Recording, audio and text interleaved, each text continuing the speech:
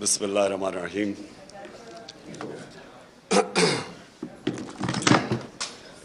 ایاک نعبد و ایاک نستعین۔ میں سارے اسپیکرز کو بڑے رسپیکٹفلی آپ سب کو ایڈمائر کرنا چاہتا ہوں۔ میں ایڈمائر اس لیے کرنا چاہتا ہوں کہ میں سمجھتا ہوں کہ آپ جہاد لڑ رہے ہیں۔ جہاد کی ڈیفینیشن کیا ہے؟ ظلم کا مقابلہ کرنا، ناانصافی کے سامنے اپنی آواز بلند کرنا۔ جو ساری انسانی تاریخ آپ اٹھا کے پڑھ لیں تو اس میں ہمیشہ قوموں کی زندگی میں وہ دور آتے ہیں جب انسانوں کو کنٹرول کرنے کی کوشش کی جاتی ہے۔ یہ جس کو ہم ڈکٹیٹرشپس کہتے ہیں، فیشزم کہتے ہیں، بادشاہت، یہ ساری جو آپ انسانی تاریخ دیکھیں تو کوشش یہ ہوتی ہے کہ انسانوں کو، جو اوپر بیٹھا ہوتا ہے بادشاہ یا ڈکٹیٹر، اس کی کوشش ہوتی ہے کہ انسان کی سوچ کو کنٹرول کر لے، اس کے اوپینینز کو کنٹرول کر لے، معاشرے کو کنٹرول کر لے۔ اور وہ کنٹرول کیوں چاہتا ہے؟ وہ معاشرے کی بہتری کے لیے نہیں چاہتا، وہ خود پوری پاور چاہتا ہے کہ وہ انسانوں کے اوپر راج کرے، بلکہ ایک چھوٹا خدا بننا چاہتا ہے، زمین کے اوپر ایک خدا بننا چاہتا ہے۔ اور انسانی تاریخ میں یہ بھی چیز ہے کہ زیادہ تر وہ معاشرے اوپر گئے ہیں جن میں آزادی ہو، آزادی رائے ہو، جو تنقید کو اجازت دیتے ہیں، جو حکمران کی اکاؤنٹیبلٹی کرتے ہیں، اس کا احتساب کر سکتے ہیں۔ اور یہ اگر آپ اسلام کی تاریخ پہلے دیکھ لیں، میں سب سے پہلے تو ادھر سے شروع کرتا ہوں کہ ریاست مدینہ کے اندر دو انسیڈنسز ہیں۔ ایک کہ حضرت علی رضی اللہ تعالیٰ ایک یہودی شہری سے کیس ہار جاتے ہیں کیونکہ قاضی ان کی گواہی قبول نہیں کرتا۔ سو اس سے دو چیزیں سامنے آتی ہیں۔ ایک تو مائنورٹیز، اقلیت کی کیا پوزیشن تھی اسلام میں؟ برابر کے شہری تھے۔ اور دوسری یہ کہ عام شہری بھی خلیفہ وقت کے سامنے کھڑا ہو سکتا ہے اور کیس جیت سکتا ہے۔ یہ آج بھی دنیا کے اندر آپ اگر کہیں بھی دنیا کے کوئی بھی ملک لے لیں، آج بھی یہ نہیں پاسبل۔ سو وہ ایک آزاد معاشرے کے اندر ایک قوم اٹھی تھی۔ اور میں اس لیے لوگوں کو بار بار، کیونکہ بڑی بدقسمتی ہے میں جب HSN کالج، میرے ماں باپ نے اتنا پیسہ خرچ کیا، میں جب وہاں سے نکلا تو مجھے اپنی تاریخ کا کوئی آئیڈیا نہیں تھا، مجھے اسلام کی تاریخ کا آئیڈیا نہیں تھا۔ وہ آہستہ آہستہ میری زندگی میں اپنے تجربے سے میں پھر اپنی زندگی ہمیشہ ایویلیویٹ کرتا رہتا ہوں، اپنی تنقید کرتا ہوں، اپنے آپ کو کوشش کرتا ہوں کہ اپنی غلطیوں سے سیکھوں۔ تو میں نے جب دو معاشرے، برطانیہ جدھر میں نے 20 سال گرمیاں گزاری اور پاکستان، تو میں دونوں معاشروں کو جب اینالائز کرتا رہتا تھا تو میں خود کئی چیزوں کے اوپر کئی نتیجوں میں پہنچا۔ تو وہ جو دور تھا 622 سے لے کے 632 تک، جب ہمارے نبی صلی اللہ علیہ وسلم مدینہ میں اور پھر دنیا سے گئے، اس کے اندر انہوں نے انسانوں کو آزاد کر دیا۔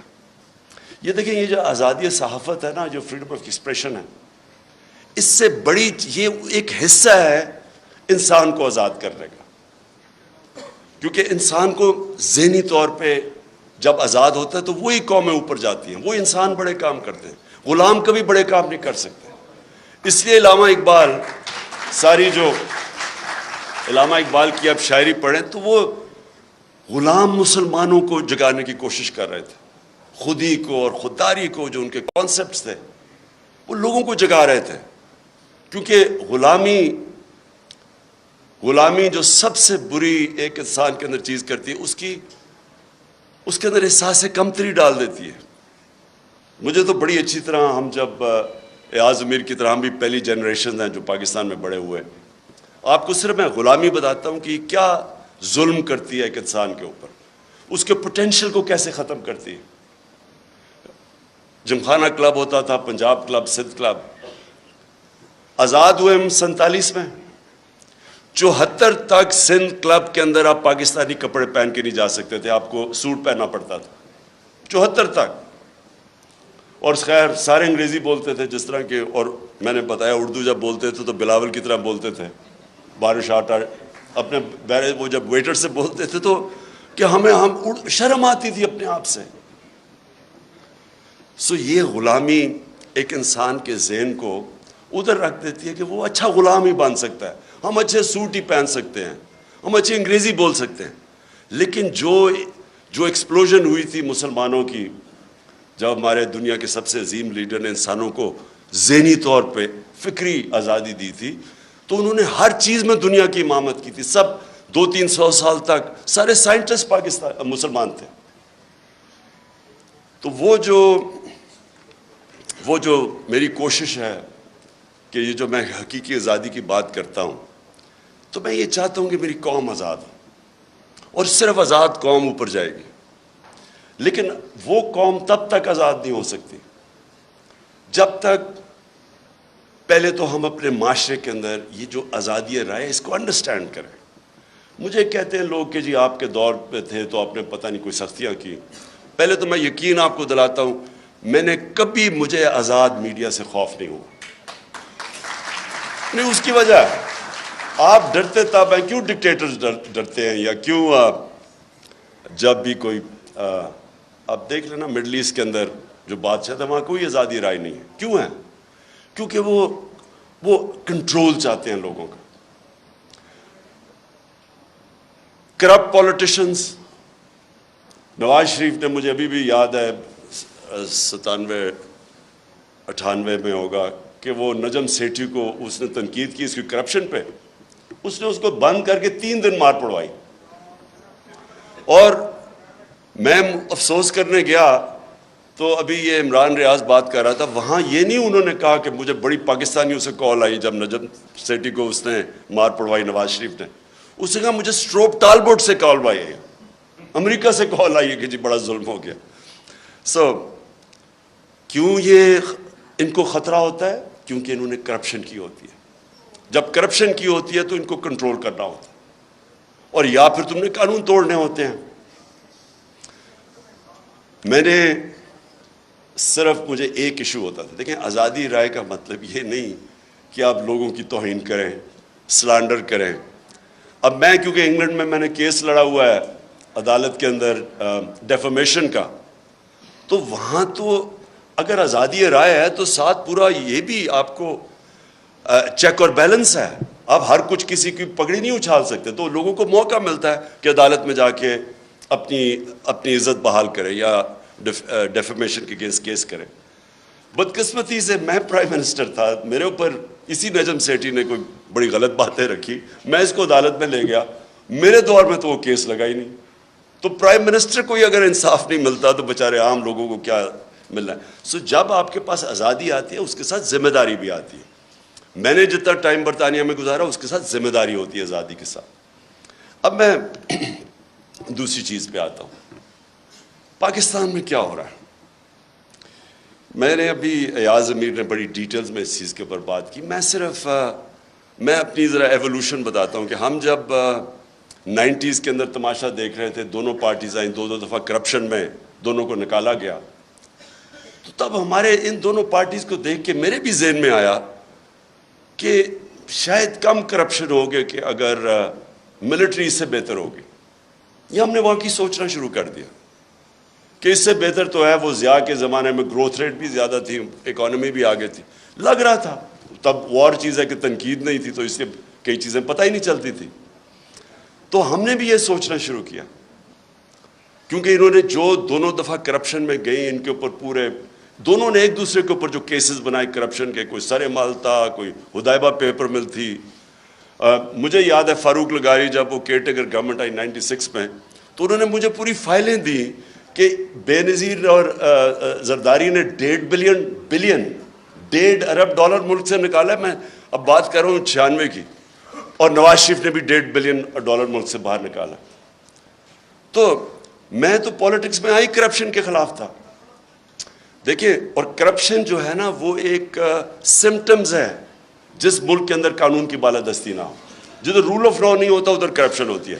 رول آف لا بھی میں ایکسپلین کر دوں کہ طاقتور کے لیے جب تک آپ قانون کے نیچے نہیں لے کے آتے وہ رول آف لا نہیں ہے, وہ پھر طاقت کی حکمرانی ہے جو جنگل کا قانون ہے. تو میں نے جب دیکھا کہ یہ دو باری لے کے آئے اور دونوں آ کے نواز شریف نے جتنی دیر میں پرائم منسٹر تھا اتنی اس سے کم ٹائم میں اس نے 17 فیکٹریاں بنا لی, 3 سال کے اندر 17 فیکٹریاں بنا لی اور گورنمنٹ بینکس سے قرضے لیے. اب یہ جو فرق کیا تھا, میں نے برطانیہ کا سسٹم دیکھا ہوا تھا, ان کی پارلیمنٹ دیکھی ہوئی تھی, ان کے پولیٹیشنز کے اوپر میں نے جو ان کے اوپر چیکس اور بیلنسز ہیں, جو ان کی اخلاقیات ہے وہ میں نے دیکھی ہوئی تھی. تو ہم چاہتے تھے ہمارا بھی ملک آگے بڑھے. انہوں نے آتے ساتھ ہی دونوں پارٹیز نے مل کے سب لگ گئے پیسہ بنانے کے لیے. تو میں آیا تھا کرپشن کے خلاف, اور آپ جب مشرف کا دور آیا تو مجھے یاد ہے جنرل امجد نے فائلیں دکھائی ان کی چوری کے اوپر, بتایا کہ انہوں نے کتنی کرپشن کی ہوئی ہے.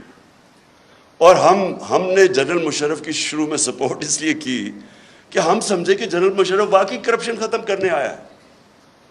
وہ بعد میں پتہ چلا کہ وہ کرپشن کے نام پہ ہم سارے اس کی سپورٹ کر, وہ بھی پاور کے لیے آیا تھا.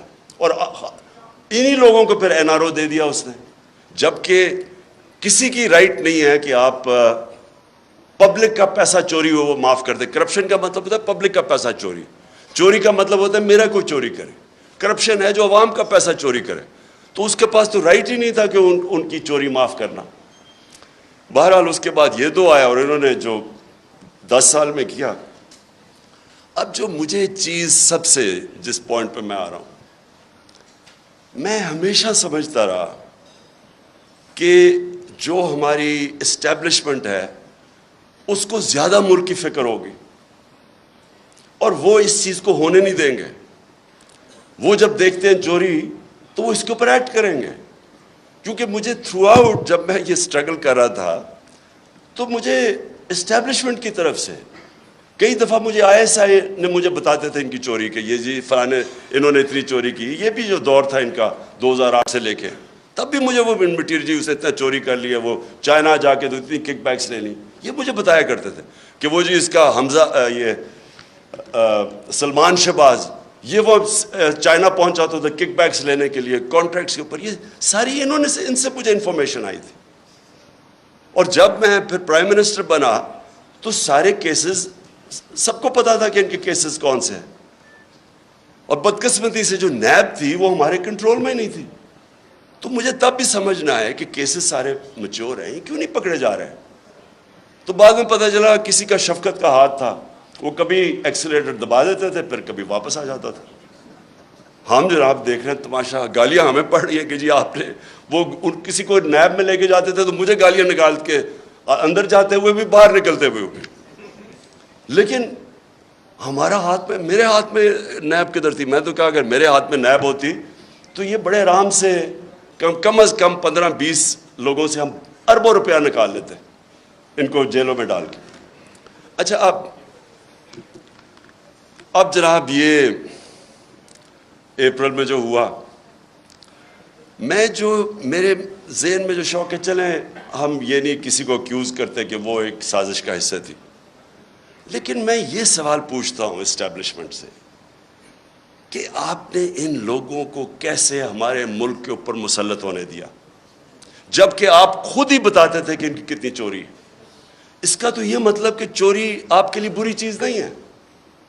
اور میں اس لیے ایک ملک میں یہ اپنے دور میں نے شروع کر دیا تھا رحمت للعالمین اتھارٹی بنا کے سیرت نبی اپنے بچوں کو پڑھائیں, کیونکہ جو امر بالمعروف ہے وہ ایک معاشرے کا کارنر سٹون ہوتا ہے.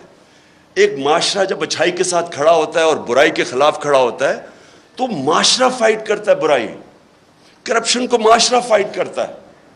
لیکن جب آپ برائی کو برائی نہ سمجھیں, کرپشن بری چیز ہی نہیں ہے, چوری بری چیز نہیں ہے, تو محنت کون کرے گا آپ کے معاشرے میں؟ اگر آپ نے معاشرہ اپنا تباہ کرنا ہے, آپ کو کوئی ایٹم بم پھینکنے کی ضرورت نہیں ہے, صرف اخلاقیات ختم کر دیں, اچھے برے کی تمیز ختم کر دیں.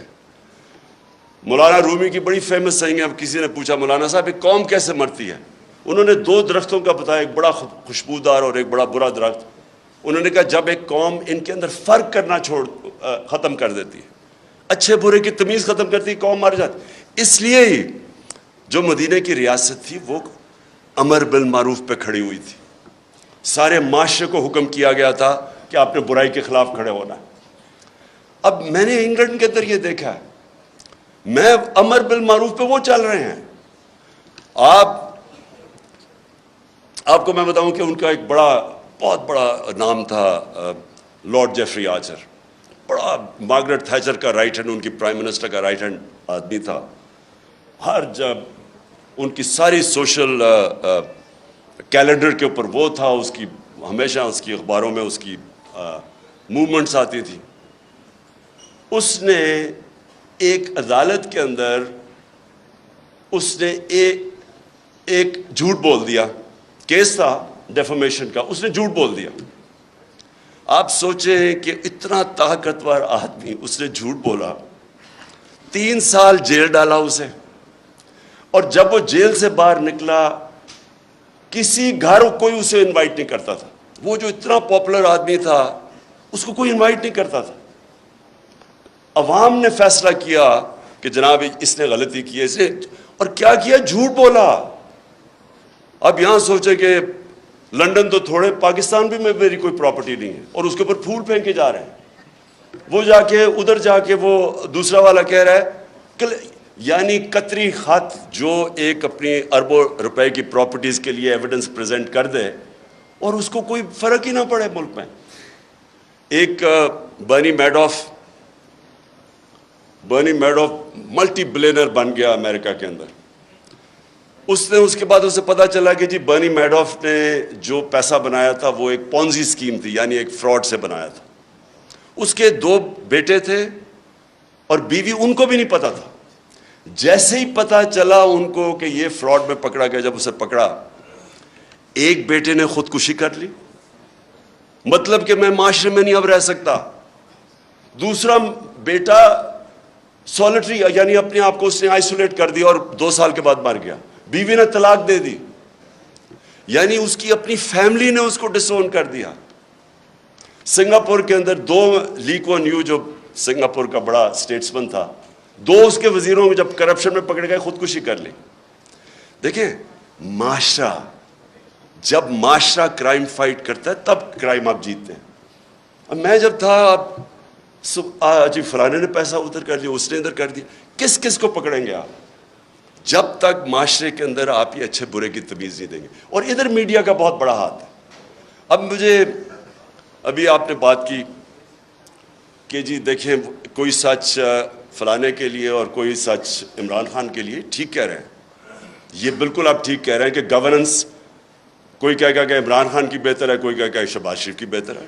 کہہ سکتے ہیں کیونکہ ڈفرینٹ اوپینینز ہے. کوئی کہے گا کہ اکانومی اس ٹائم میں بہتر تھی، کوئی کہے گا میرے ٹائم میں. یہ بالکل ٹھیک ہے. لیکن جب کوئی لوگ کرپشن کے اندر 16 ارب روپے کی corruption open and shut case میں، اگر ایف آئی اے اس کا انڈر ٹرائل ہے، اس کو آپ کیسے کہہ سکتے ہیں کہ جی وہ میری رائے اور فرق ہے اور اس کی رائے فرق ہے؟ وہ تو اس کا مطلب کہ جب اب نواز شریف جھوٹ بول کے 4 ارب روپے کی پراپرٹیز ہیں لنڈن کے اندر جدھر ہیں، اس کے بیٹے نے ایڈمٹ کیا کہ یہ بینیفیشری اونر ان پراپرٹیز کی مریم نواز ہے. مریم نواز جب چھوٹی تھی، جب پراپرٹیز نہیں، اس کا مطلب نواز شریف کا پیسہ ہے. کیا وجہ ہے کہ آج تک اس کو کئی لوگ لیڈر مانتے ہیں؟ بلکہ اسکیم پوری ایک کوشش ہو رہی ہے کہ اس کو پاکستان کے اندر ابھی پھر کہ عمران خان کو بھی ڈسکوالیفائی کرو اور پھر کہیں جی اچھا دونوں کو ہم الیکشن لڑنے کی اجازت دے دیتے ہیں. یعنی مجھے اور اس کو ایک ہی جگہ پہ کھڑا کر دیا.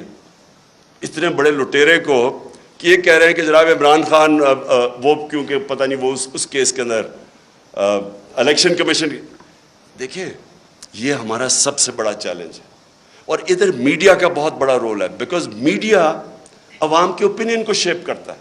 جس طرح کہ اسحاق ڈار جب گیا ہارٹ ٹاک کے اوپر، تو اس نے جو اس کا حال کیا ہے، کوئی بھی ویکنس جس میں ہو، یہ جس کے اوپر کرپشن کی، وہ نہیں جا سکتے میڈیا کے اوپر، وہ چھپتے ہیں میڈیا سے.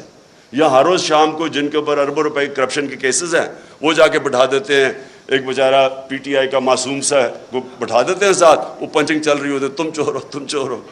سو میری سب سے یہ جو اور اسی کے اوپر میں آ رہا ہوں کہ جب ہماری اسٹیبلشمنٹ کو پتہ تھا ان کی پاس کتنے سال 30 سال سے یہ ملک کو لوٹ رہے ہیں, سارے ان کے پاس کیسز, مجھے انہوں نے دکھائے ہوئے. میں سوال یہ پوچھتا ہوں کہ انہوں نے کیسے ان کا راستہ نہیں روکا؟ اگر ملک کی فکر ہے تو کیسے آپ ان کو اجازت دے دیتے ہیں؟ ایک تو ہمیں پتہ ہے کہ امریکہ کا انٹرسٹ, امریکہ کی جو پالیسی ہے وہ اپنے انٹرسٹ پروٹیکٹ کرتے ہیں. ان کا ہے کہ جی وہ پاکستان ہمیشہ ایک ٹیلی فون کرو تو جو کام کروانا چاہے یہاں سے کرنے کے لیے تیار ہیں. اس کا یہ نہیں مطلب کہ اگر آج میں کہتا ہوں کہ بیسز نہیں دینے یا میں کہتا ہوں میں نے روس جا, یہ نہیں کہ میں اینٹی امریکن ہوں. میں ان کا اپنا انٹرسٹ ہے, ہمارا کام ہے اپنے لوگوں کے انٹرسٹ پروٹیکٹ کرنا, یہ اینٹی نہیں ہے. لیکن ان کو اتنی عادت پڑی ہوئی ہے یہاں کہ یہ ہاتھ باندھ کے سامنے کھڑے ہو جاتے ہیں. تو یہ مجھے ایشو ہے کہ کیسے ایک باہر سے, ہمیں پتہ ہے ڈونلڈ لو وہ تو سب کے پاس, اس کا جو سائفر تھا وہ تو سب کے پاس ہے, وہ تو آرمی چیف کے پاس بھی گیا تھا, پریزیڈنٹ پاکستان کے پاس بھی گیا, میرے پاس آیا, فورن آفس کے پاس. تو وہ تو ہمارے پاس پتہ تھا کہ وہ ایک انڈر سیکرٹری کہتا ہے کہ عمران خان کو اگر نہیں ہٹاؤ گے تو کانسیکوینسز ہوں گے پاکستان کے لیے.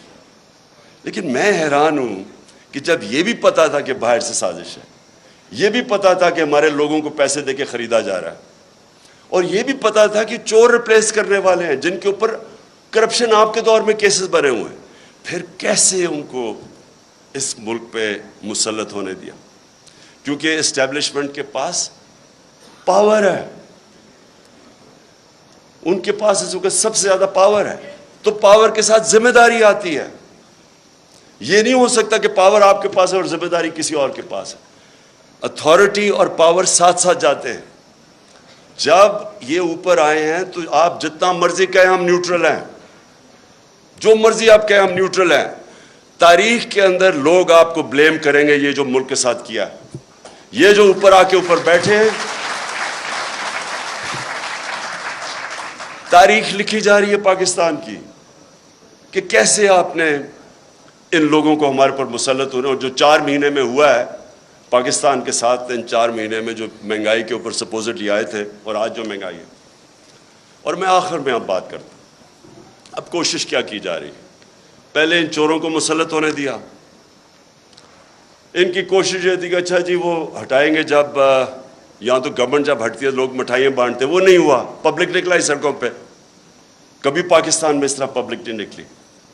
اور اس کے بعد جو 17 جولائی کا بائی الیکشن ہوا وہ ایک اور شوق مل گیا.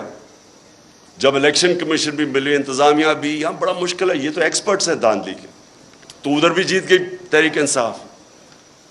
25 مئی کو انہوں نے جو ظلم کیا اس کی کوئی مثال نہیں ہے کہ پاکستان گھروں میں رات کے 3 بجے جا کے عورتیں بچے بات دیکھ رہے ہیں, ان کے اوپر جا کے ان کو ذلیل کہتے ہیں. کہ آدمی اپنے اوپر تو چلو وہ لے بھی لیتا ہے, لیکن عورتیں بچوں کے رات میں 3-4 لوگ گھر گھسا ہیں تو ان کے اوپر کیا گزری ہوگی؟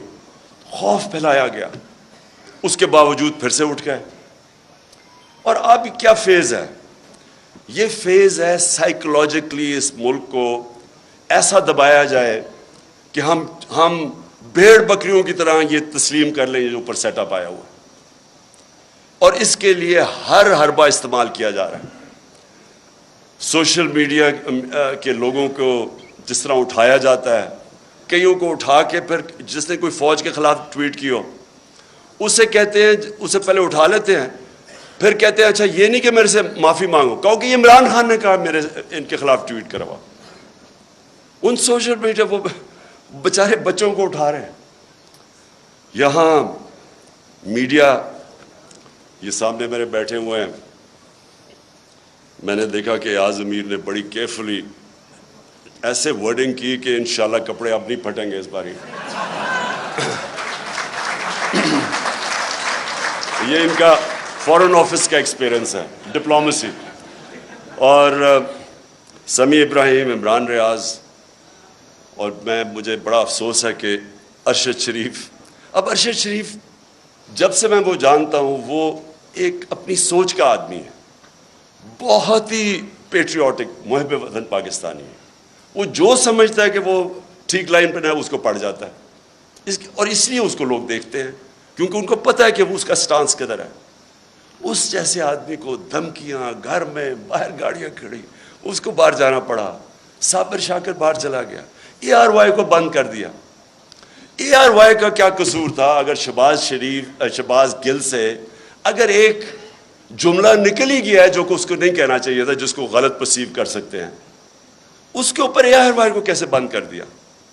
وہ ARY کو اس جملے کی وجہ سے نہیں بند کیا گیا. ایسی باتیں کہہ بیٹھے نواز شریف اور مریم اور یہ جو ایاز صادق اور فضل الرحمان کیسی باتیں کہہ گئے فوج کے خلاف. ان کے لیے کبھی ایسی چیز نہیں ہوئی. اس بیچارے سے جو کیا ہے, مجھے تو پہلے 2 دن تو ہمیں پتہ ہی نہیں تھا اس کا. جب ہمارا وکیل مل کے آیا مجھے تو تب پتہ چلا اس بیچارے سے کیا کیا. یعنی کتنا بڑا جرم ہوگا کہ ننگا کر کے اس کو ٹارچر کیا انہوں نے. یعنی ایک انسان کی ڈگنیٹی کہ اس کو پہلے آپ ننگا کریں, پھر اس کو بری طرح اتنی مارا اور انہوں نے اس کے سر کے اوپر بند کر کے پتہ نہیں کہیں پھرایا. مینٹلی اسے اتنا ٹارچر کیا کہ وہ بالکل بریک کر دیا اس کو. اور اسے کلوا کہہ رہے ہیں کہ جی یہ کہو کہ عمران خان نے یہ سینٹنس کہا تھا تمہیں یہ بولنے کا. اس کے پیچھے اس کو بند کیا ہوا اور اس سے جو بیچارہ جو اسے حال کیا. مجھے تو یعنی میرے خیال میں کہ ہمارا معاشرہ ادھر گر رہا ہے, اللہ کرے کہ اس سے اور نیچے نہ جائے. مجھے تو شرم آتی ہے یہ کر کیا رہے ہیں, اور کر کیا رہے ہیں وہ چوروں کو اوپر مسلط کرنے کے لیے ہمیں ایکسیپٹ کروا رہے ہیں ان کو. سب سے خوفناک چیز یہ ہے, اچھا کوئی بہت بڑا منصوبہ ہو, کوئی پاکستان کی بہتری ہو, چلے جی ہم یہ آپریشن بھی ٹالریٹ کر لیں. یہ چور جو 30 سال سے ملک کو پیسہ چوری کر رہے ہیں, 26 سال میں ان کے اگینسٹ جہاد کر رہا ہوں, ان کو ایکسیپٹ کروانے کے لیے میڈیا کا منہ بند, خوف پھیلا رہے ہیں, لوگوں کو ڈرا رہے ہیں, اور پھر آگے پلاننگ کر رہے ہیں کہ کسی طرح تحریک انصاف ٹوٹ جائے گی. ہمارے لوگوں کو کال کر رہے ہیں, ہمارے MNAs کو کال کر رہے ہیں, ہمارے سینئرز کو اپروچ کر رہے ہیں, خوف پھیلا رہے ہیں ان کے اندر. اور میں اس لیے آج ساری اپنی قوم کے سامنے کہنا چاہتا ہوں کہ دیکھیں یہ واقعی ایک پاکستان کا ڈیفائننگ مومنٹ ہے. میں پھر سے کہوں گا کہ آز امیر اور میں, ہماری وہ جنریشن ہے جو پاکستان کے ساتھ بڑی ہوئی ہے. میں نے کبھی اپنی قوم کے اندر یہ شعور نہیں دیکھا, ایسی بیداری نہیں دیکھی. فیملیز رات کے 12 بجے تک جلسے اٹینڈ کر رہی ہیں. میں جب انہوں نے جب 25 مئی کو یہاں ظلم کیا تو ہم بڑی وہ کنٹینر میں آہستہ آہستہ جب آ رہے تھے, صبح کے 6 بجے 7 بجے سڑکوں کے اوپر لوگ کھڑے ہوئے تھے, اور فیملیز اور بچے لوگوں نے اٹھائے ہوئے. یہ کوئی بھی, میں یہ چیلنج ان کو کرتا ہوں, آپ جو مرضی کر لیں, جتنا مرضی خوف پھیلا لیں, یہ جو اس وقت اس ملک میں بیداری ہے اور یہ جو قوم اٹھ رہی ہے, آپ کچھ بھی نہیں کر سکیں گے. آپ جو مرضی کر لیں, یہ قوم, یہ جو بیداری کا اور شعور کا جن ہے, یہ کبھی بوتل میں آپ واپس نہیں ڈال سکتے. اور جتنا آپ اس کے اوپر آپریشن کریں گے اور جتنا لوگوں کے اوپر ظلم کریں گے, اسے شہباز گل سے پوچھ رہے جی عمران خان کھاتا کیا ہے, پہلے تو اسے کہہ رہے ہیں کہ عمران خان کے خلاف سٹیٹمنٹ دو, پھر کہتے کھاتا کیا ہے. میں آپ سب کو بتانا چاہتا ہوں کہ یہ ایسے نہیں وہ پوچھ رہے کھاتا کیا ہے کہ ان کو میری ڈائٹ کی اتنی فکر نہیں ہے. 4 شہباز شریف کے جو گواہ تھے FIA کے 16 ارب کے کرپشن کیس کے اندر, 4 گواہ 2 مہینے کے اندر ہارٹ اٹیک سے مرے ہیں. ان کو کھانے کا ہی پتا تھا کہ وہ کھاتے کیا ہیں. اس کا جو انویسٹیگیٹر تھا ڈاکٹر رضوان FIA کا, وہ ہارٹ اٹیک سے مرا. جو دوسرا انویسٹیگیٹر تھا اس کو ہارٹ اٹیک ہوا لیکن بچ گیا. اور یہ کھاتے کیا ہیں پتا ہوتا ہے تو یہ پھر ان کو آگے پھر کیسے ان کو ٹھکانے لگاتے ہیں. تو میں یہ آخر میں اپنے نیوٹرلز کو پیغام دینا چاہتا ہوں. کیا آپ کو فکر ہے اس قوم کی؟ بالکل ریاض امیر نے ٹھیک بات کی. آپ کو پتہ ہے ملک کدھر جا رہا ہے؟ کیا کسی ملک کی جو معیشت کا اس وقت حال ہے، کیا جب تک پولیٹیکل سٹیبلٹی نہیں آتی معیشت ریکور کر سکتی ہے؟ معیشت کیسے آپ کی ٹھیک ہوگی جب ایک ملک میں کسی کو واقعی نہیں پتا، مجھے نہیں پتا، کسی کو نہیں پتا کہ 1 مہینے 2 مہینے 3 مہینے میں کیا ہوگا. میں نے اگر آج معیشت اس طرح اوپر جاتی ہے، دولت میں اضافہ تب ہوتا ہے جب ملک میں انویسٹمنٹ ہوتی ہے، نوکریاں ملتی ہیں، ویلتھ کریشن ہوتی ہے. تو جو بھی انویسٹمنٹ کرتا ہے وہ پہلے دیکھتا ہے کہ آج اگر میں پیسہ انویسٹ کروں گا تو 3-6 مہینے 1 سال کے بعد اس کو سرٹنٹی چاہیے ہوتی ہے، اس کو سٹیبلٹی چاہیے ہوتی ہے اگر پیسہ اس نے انویسٹ کر رہا ہے. آج کون انویسٹ کرے گا؟ اور یہ اگر یہی آپ کا خیال ہے کہ بہت بڑی اچیومنٹ ہو گئی کہ جی وہ ابھی سعودی عربیہ سے پیسہ آ جائے گا اور ادھر سے آ جائے گا پیسہ UAE سے یا چائنا نے، اس سے تو یہ تو کینسر کا علاج ڈسپلن سے کر رہے ہیں آپ. اگر ویلتھ کریشن ہی نہیں ہو رہی اور آپ قرضے لیتے جا رہے ہیں تو قرضے تو واپس کرنے ہیں آپ نے، تو ڈیٹ سروسنگ تو بڑھتی جا رہی ہے. ہم جب پہلا سال تھا تو جتنا ہم نے ٹیکس اکٹھا کیا آدھا ٹیکس چلا گیا ڈیٹ سروس، قرضوں پہ سود دینے پہ، تو سارے ملک کے لیے آدھا ٹیکس رہ گیا. سو اس لیے یہ کوئی حل ہے کہ آپ سمجھیں کہ تھوڑے قرضے آ گئے تو چلو تھوڑا اور ملک آگے چل جائے گا؟ حل اس کا یہ ہے پولیٹیکل سٹیبلٹی میں، اور پولیٹیکل سٹیبلٹی صرف آئے گی فری اینڈ فیئر الیکشن سے. اس کے علاوہ صاف اور شفاف، میں آج چیلنج کرتا ہوں، صاف اور شفاف الیکشن کے علاوہ مجھے کوئی بتا دے کہ پاکستان میں سٹیبلٹی کیسے آئے گی. اور پولیٹیکل سٹیبلٹی نہیں آئے گی، اکنامک سٹیبلٹی نہیں آئے گی، اور اکنامک سٹیبلٹی نہیں آئے گی تو یہ ملک تو نیچے جا رہا ہے، قرضے چڑھتے جا رہے ہیں، حل تو کسی کے پاس ہے ہی نہیں. اس لیے میں اپنے نیوٹرل سے آخر میں یہ کہتا ہوں کہ ابھی بھی وقت ہے، ابھی بھی ٹائم ہے، اپنی پالیسیز ریویو کریں. بند کمروں میں کئی دفعہ فیصلے ہوتے ہیں، وہ فیصلے اچھے نہیں ہوتے. آپ کو ریویو کرنے چاہیے اور سوچنا چاہیے کہ ہم نے یہ ملک 22 کروڑ کے لوگ ہیں، ینگ پاپولیشن ہے، 60% آبادی ہماری 30 سال کی عمر سے کم ہے، ان کو نوکریاں چاہیے. اور اگر اس وقت صحیح فیصلے نہیں ہوں گے اور یہ کمپاؤنڈ فیلئر کیا جائے گا کہ انہی لوگوں کے اوپر کوشش کریں گے کہ سختی کر کے آپریشن کر کے کہیں ہم ان چوروں کو ایکسیپٹ کر جائیں. میں اپنی طرف سے تو کہنا چاہتا ہوں ان کے نیچے، اگر مجھے کوئی کہنا کہ ان کے نیچے میں نے اب اپنی زندگی گزارنی ہے، میں سمجھوں گا کہ مجھے موت اس سے زیادہ بہتر ہے بجائے ان چوروں کے نیچے میں اپنی زندگی گزاروں. شکریہ.